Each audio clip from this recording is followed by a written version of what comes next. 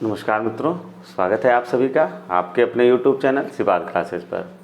हमारी हिंदी की श्रृंखला चल रही है। आज हम इसको प्रारंभ करेंगे वर्ण विचार से, और वर्ण विचार प्रारंभ करते हुए आपको सारे टॉपिक एक क्रम से करवाए जाएंगे। अभी तक हमने अपना एक टॉपिक इसके अंतर्गत पढ़ा था समास। आज हम शुरू करेंगे वर्ण विचार। वर्ण विचार शुरू करने से पहले सबसे पहले हम थोड़ी सी जानकारी आपको कराएंगे भाषा की। देखिए, हिंदी क्या है, एक भाषा है। तो सबसे पहले हम बात करेंगे भाषा के ऊपर, भाषा क्या है, और उसके बाद हिंदी भाषा पर बात करेंगे, और फिर हम बात करेंगे वर्ण विचार पर। तो आइए शुरू करते हैं। और सबसे पहले हम बात करें कि भाषा क्या है। तो बहुत सी परिभाषाएं आपने पढ़ी होंगी। सामान्य रूप से परिभाषा है, भाषा मन के भावों को प्रकट करने का साधन है, या भाषा व माध्यम है जिसके द्वारा हम अपनी बात को दूसरे तक पहुंचाते हैं और दूसरे के बात को हम ग्रहण करते हैं। तो ये बहुत सी भाषा की परिभाषाएं हैं, कुछ नया नहीं है, थोड़ा सा ही सेम वही है, समझिएगा। भाषा शब्द संस्कृत भाषा की, भाषा शब्द जो है वो संस्कृत भाषा की भाष धातु से बना है। भाष धातु से बना है, भाष धातु से बना है। कई बार प्रश्न परीक्षाओं में आया है कि भाषा शब्द का निर्माण किस धातु से हुआ है, किस शब्द से हुआ है। तो भाष भी दिया होगा, ये भाष सा दूसरा बदल देगा, ठीक है। इस प्रकार से 4 ऑप्शन आपको देगा। तो आप ध्यान रखना, संस्कृत भाषा की भाष धातु से निर्माण हुआ है भाषा शब्द का। भाषा शब्द का निर्माण किससे हुआ है? संस्कृत भाषा की भाष धातु से निर्माण हुआ है, ये आप ध्यान रखेंगे। और इसका अर्थ क्या होता है? भाष धातु से बना है भाषा, और इसका अर्थ होता है विचार प्रकट करना, विचार प्रकट करना, अथवा वाणी की अभिव्यक्ति, वाणी की अभिव्यक्ति। तो विचार प्रकट करना, हमारे अंदर जो विचार हैं उनको प्रकट करना, उनको दूसरों तक पहुंचाना, या हमारी जो वाणी की अभिव्यक्ति है, हमारे मन में जो विचार चल रहे हैं उनको बाहर की ओर प्रकट कर देना, ये क्या कहलाता है? भाषा कहलाता है। अच्छा, भाषा जो विचार हमारे होते हैं, विचार में कोई ध्वनि नहीं होती है। विचार हमारे मन में आते हैं और विचारों में कोई भी ध्वनि नहीं होती है। तो विचार पूछा जाए क्या है? विचार होते हैं अध्वन्यात्मक। विचार कैसे होते हैं? अध्वन्यात्मक होते हैं, अर्थात विचारों की कोई भी ध्वनि नहीं होती है, क्योंकि विचार हमारे मस्तिष्क में होते हैं। और जब इन विचारों को, जैसे हमारा आपके प्रति कुछ विचार है या हम आपको कुछ बताना चाह रहे हैं और हमारे मस्तिष्क में है, जब तक वे मस्तिष्क में रहेंगे तब तक उनमें किसी प्रकार की कोई ध्वनि नहीं होगी।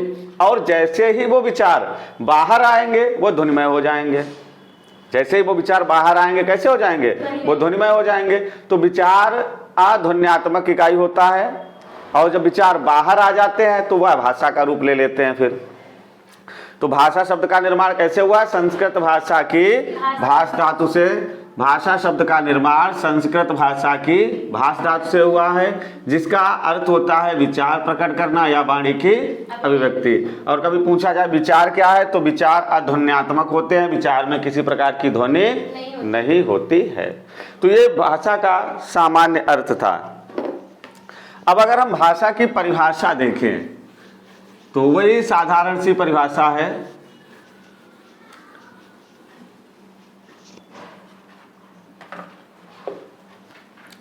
अगर हम भाषा की परिभाषा देखें, भाषा की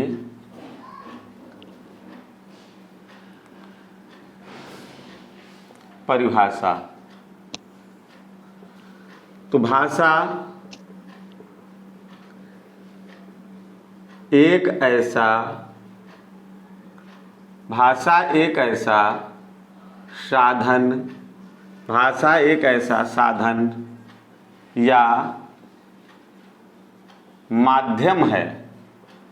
भाषा क्या है? एक साधन है, एक माध्यम है। जैसे हमें लखनऊ जाना है हरदोई से, हमें हरदोई से लखनऊ जाना है, तो हम बस के द्वारा जाएंगे, ट्रेन से जाएंगे, बाइक से जाएंगे, कार से जाएंगे। तो वो कार क्या है, बाइक क्या है, ये माध्यम है, एक साधन है हमें लखनऊ पहुंचाने का या दिल्ली पहुंचाने का या कहीं जाना हो।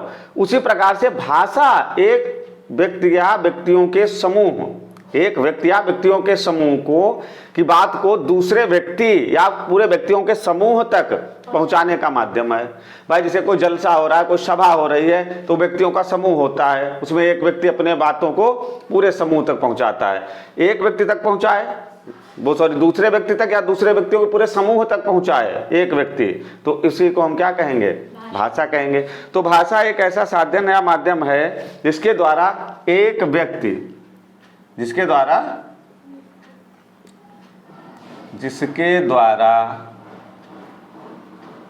एक व्यक्ति या जिसके द्वारा एक व्यक्ति या व्यक्तियों का समूह, व्यक्तियों का समूह। तो ये ध्यान रखना, एक व्यक्ति भी हो सकता है आपका, और व्यक्तियों का पूरा समूह हो सकता है। दूसरे या दूसरे व्यक्तियों के समूह, दूसरे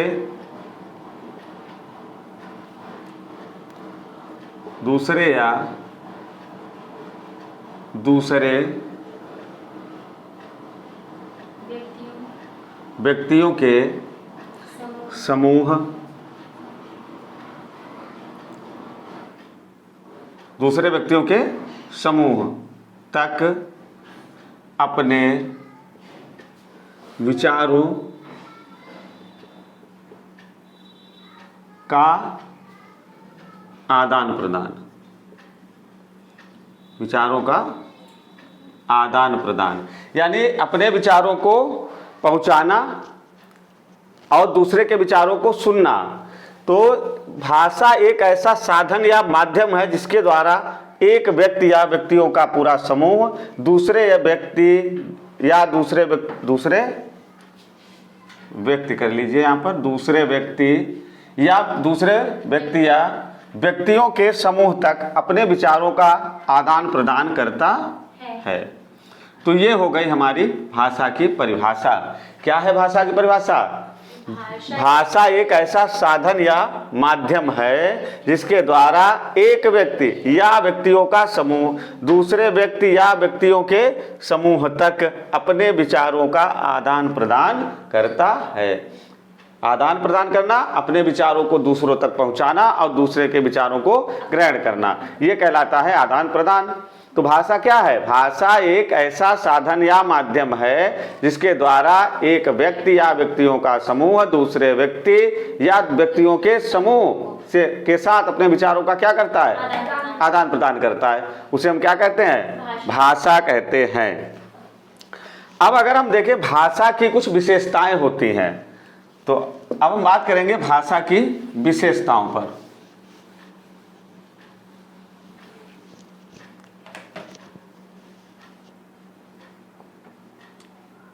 भाषा की विशेषताएं।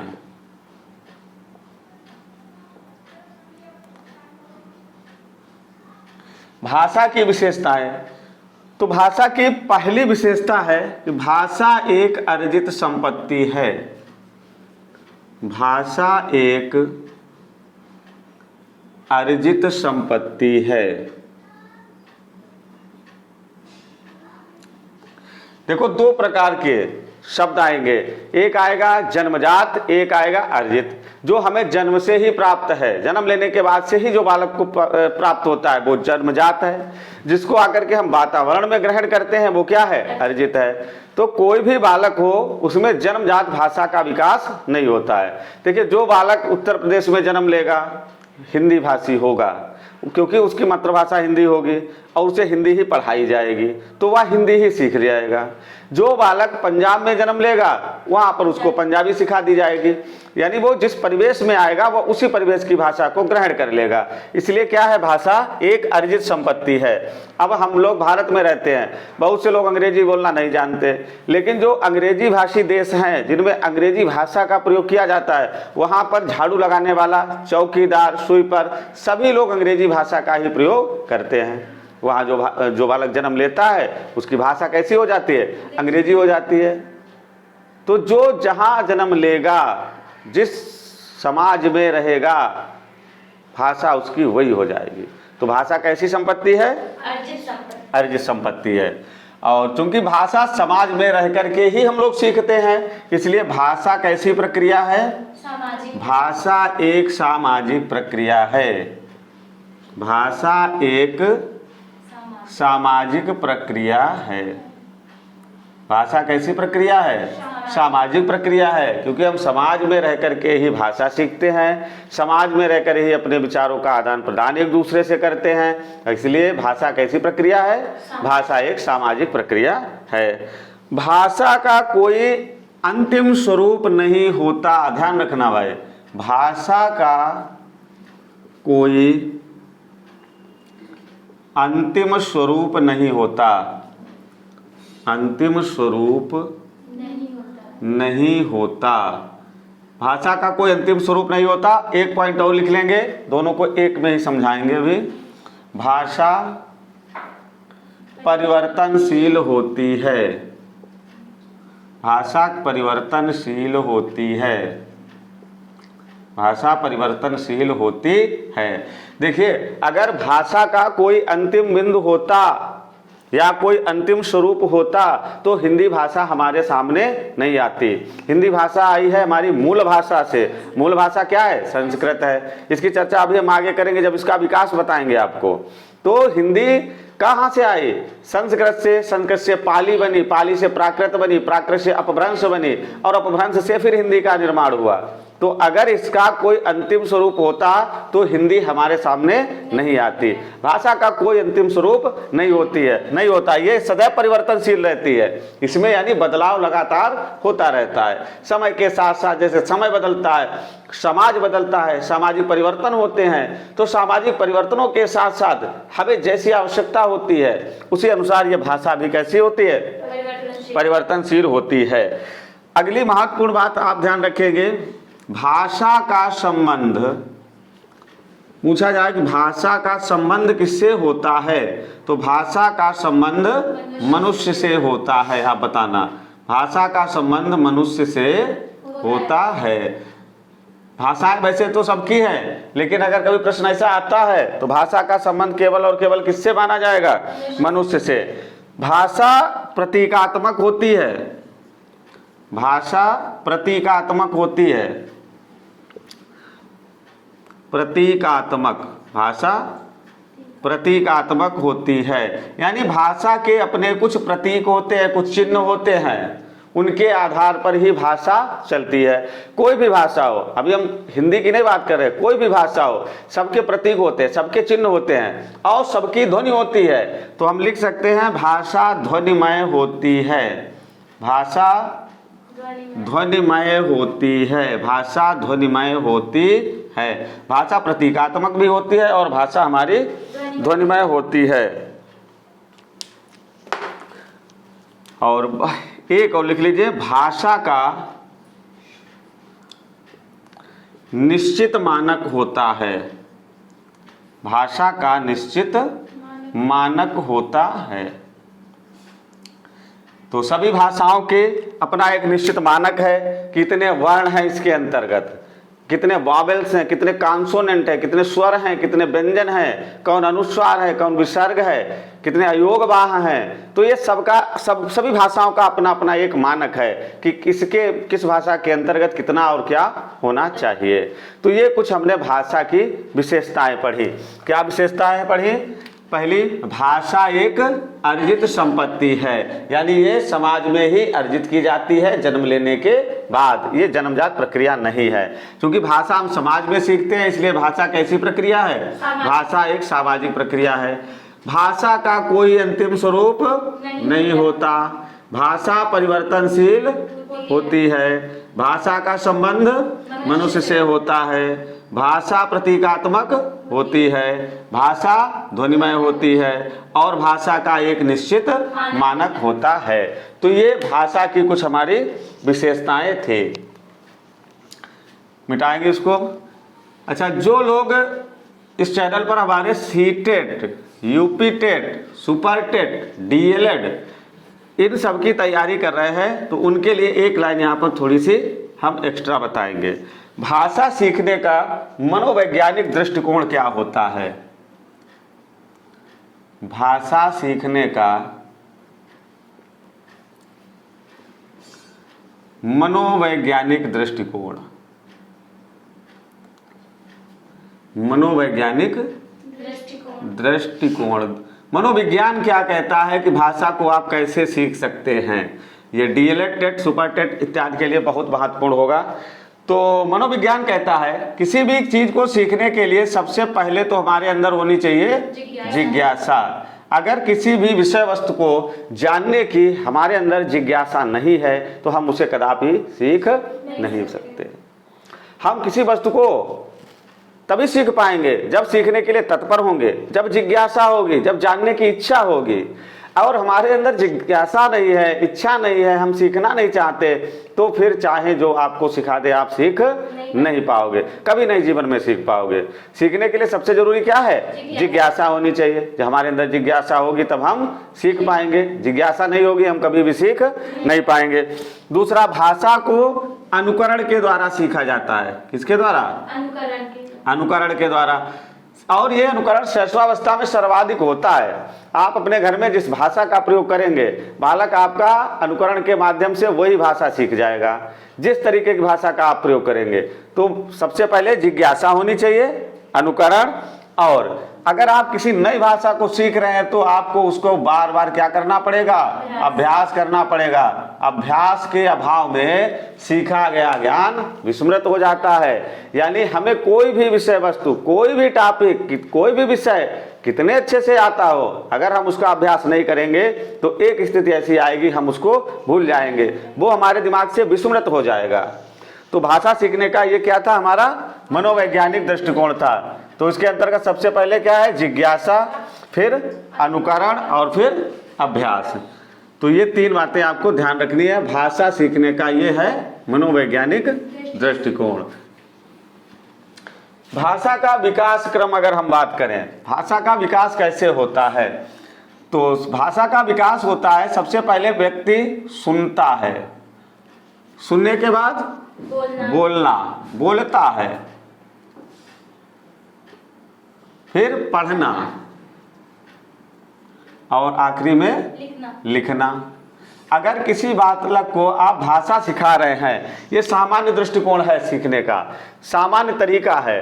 तो सुनना, सबसे पहले बालक भाषा को सुनेगा, फिर उस भाषा को बोलेगा, फिर पढ़ेगा और फिर लिखेगा। कई बार ये प्रश्न आया हुआ है और इसको संक्षेप में कहा जाता है सुबोपली। सुबोपली यानी सुनना, बोलना, पढ़ना, लिखना। सुनना, बोलना, पढ़ना और लिखना।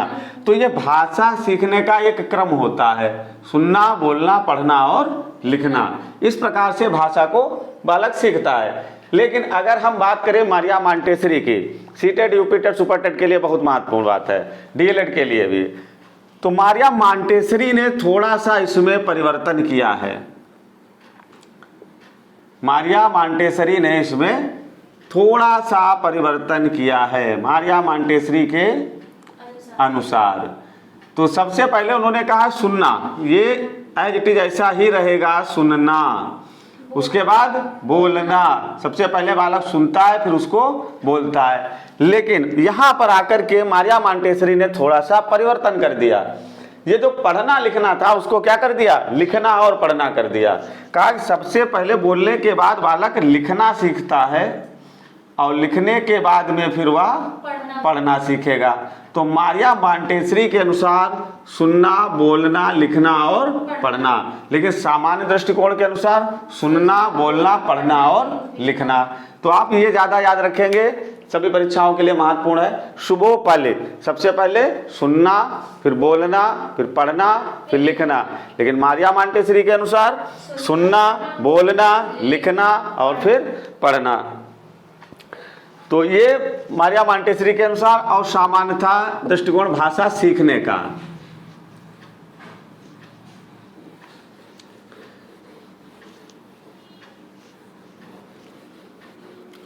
और अब हम बात करेंगे भाषा के प्रकार।